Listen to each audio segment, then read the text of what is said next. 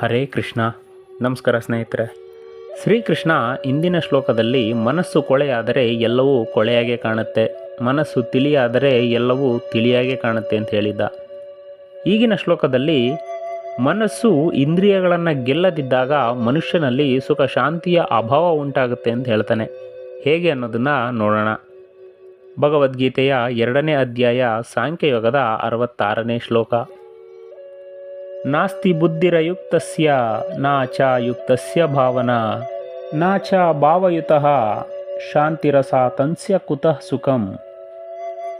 ಈ ಶ್ಲೋಕದ ಅರ್ಥ, ಮನಸ್ಸು ಮತ್ತು ಇಂದ್ರಿಯಗಳನ್ನು ಗೆಲ್ಲದಿರುವ ಪುರುಷನಲ್ಲಿ ನಿಶ್ಚಯಾತ್ಮಕ ಬುದ್ಧಿಯೂ ಇರೋದಿಲ್ಲ ಮತ್ತು ಆ ಮನುಷ್ಯನ ಅಂತಃಕರಣದಲ್ಲಿ ಭಾವನೆಯೂ ಇರೋದಿಲ್ಲ.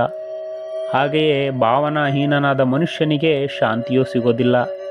ಶಾಂತಿ ಇಲ್ಲದವನಿಗೆ ಸುಖ ಸಿಗೋದಾದರೂ ಹೇಗೆ ಅಂತಾನೆ ಪರಮಾತ್ಮ.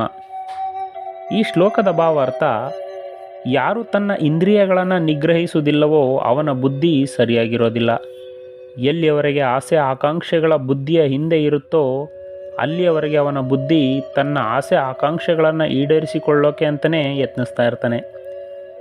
ಯಾರು ತಮ್ಮ ಇಂದ್ರಿಯಗಳನ್ನು ನಿಗ್ರಹಿಸುವುದಿಲ್ಲವೋ ಅವನ ಮನಸ್ಸಿನಲ್ಲಿ ಒಳ್ಳೆಯ ಭಾವನೆ ಇರೋದಿಲ್ಲ.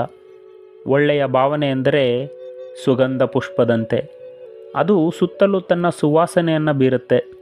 ಅಂತಹ ಒಳ್ಳೆಯ ಭಾವನೆ ಕೆಲವರಲ್ಲಿ ಮಾತ್ರ ನೋಡ್ತೇವೆ. ಅವನ ಹೃದಯದಲ್ಲಿ ಮೈತ್ರಿ ಭಾವನೆಯನ್ನು ನೋಡ್ತೇವೆ. ಅವನು ಎಲ್ಲರನ್ನ ಪ್ರೀತಿಸ್ತಾನೆ. ಪ್ರೀತಿಯೇ ಅವನ ಸಹಜವಾದ ಗುಣ. ಇವರು ನನ್ನವರು, ಅವರು ನನ್ನವರಲ್ಲ ಅಂತ ಹೇಳೋದಿಲ್ಲ. ಎಲ್ಲರೂ ದೇವರಿಗೆ ಸೇರಿದವರು, ಅವರೆಲ್ಲರೂ ನನ್ನವರೇ ಎಂಬ ಭಾವನೆ ಅವನಲ್ಲಿರುತ್ತೆ. ಇಂಥವರ ಬಳಿ ದ್ವೇಷ, ಅಸೂಯೆ ಇರೋದಿಲ್ಲ. ಕಷ್ಟ ದುಃಖದಲ್ಲಿರುವವರಿಗೆ ಮರುಗ್ತಾನೆ. ಎಲ್ಲರಿಗೂ ಒಳ್ಳೆಯದಾಗಲಿ ಅಂತ ಪ್ರಾರ್ಥನೆ ಮಾಡ್ತಾನೆ. ಯಾರೇ ಅವನನ್ನು ಟೀಕಿಸಿದರೂ ತಲೆ ಕೆಡಿಸ್ಕೊಳ್ಳೋದಿಲ್ಲ. ಟೀಕಿಸಿದವರ ವಿರುದ್ಧ ದ್ವೇಷ ಸಾಧಿಸೋದಿಲ್ಲ. ಯಾವ ಹೃದಯದಲ್ಲಿ ಒಳ್ಳೆಯ ಭಾವನೆ ಇಲ್ಲವೋ ಅಲ್ಲಿ ಶಾಂತಿ ಇರೋದಿಲ್ಲ. ಇತರರನ್ನು ನೋಡಿ ಕರುಬುತ್ತಿದ್ದರೆ, ಹೊಟ್ಟೆ ಉರಿಪಟ್ಟರೆ, ಇತರರಿಗೆ ಅನ್ಯಾಯ ಮಾಡಿ ನಾವು ಸುಖವನ್ನು ಅನುಭವಿಸುತ್ತಿದ್ದರೆ ಅಂತಹ ಮನಸ್ಸುಗಳಿಗೆ ಶಾಂತಿಯಾದರೂ ಹೇಗೆ ಬರಬೇಕು?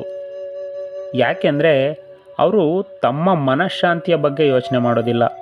ಇತರರಿಗೆ ಹೇಗೆ ಅಶಾಂತಿಯನ್ನು ಮಾಡೋದು ಅಂತ ಚಿಂತೆ ಮಾಡ್ತಾ ಇರ್ತಾರೆ. ಇಂಥವರಿಗೆ ಶಾಂತಿ ಬರಲು ಸಾಧ್ಯವೇ ಇಲ್ಲ. ಯಾಕೆಂದರೆ ನಮ್ಮ ಮನಸ್ಸಿನಿಂದ ಯಾವ ಒಂದು ಭಾವನೆಯನ್ನು ಕಳಿಸಿರ್ತೀವೋ ಅದೇ ಒಂದು ಭಾವನೆ 100 ನಮಗೆ ಹಿಂತಿರುಗಿ ಬರುತ್ತೆ.